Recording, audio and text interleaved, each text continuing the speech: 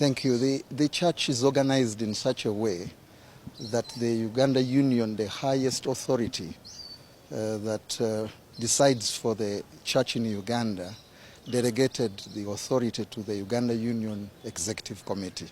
So twice in a year, the committee sits to execute business on behalf of the church, to consider proposals, to evaluate the progress of the work, and listen to the various reports and ensure that the work is moving according to the plan, and also make proposals and suggestions on policy and on direction that the church should take. And that's why it's essential for us to have this meeting. Determines how the next year would move. And so it approves the budget that will facilitate the activities of next year.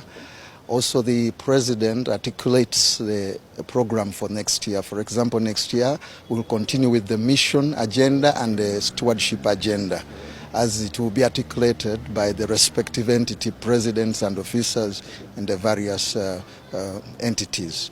But also, this year end-year meeting has been unique because there has been a consideration of realigning Uganda Union into two entities.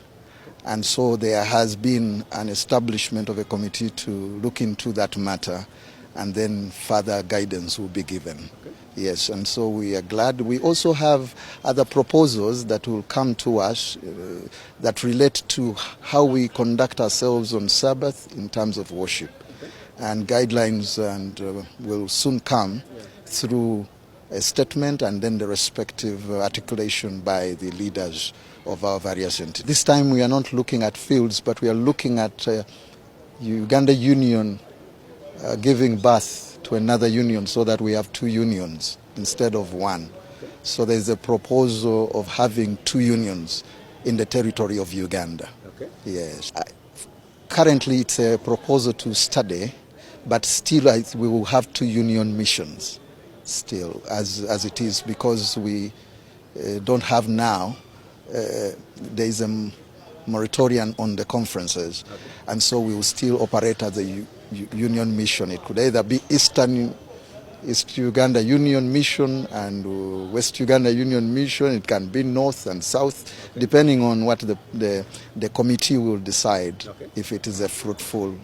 Right now we want to thank God. Previous year we had good success in evangelism. We were able to register 52,000 so far, minus the Children Ministers Trust, which is coming, Children for Christ. And we also had a challenge in our finances because of the general nature of the economy, but we thank God that we still scored in the finance and stewardship.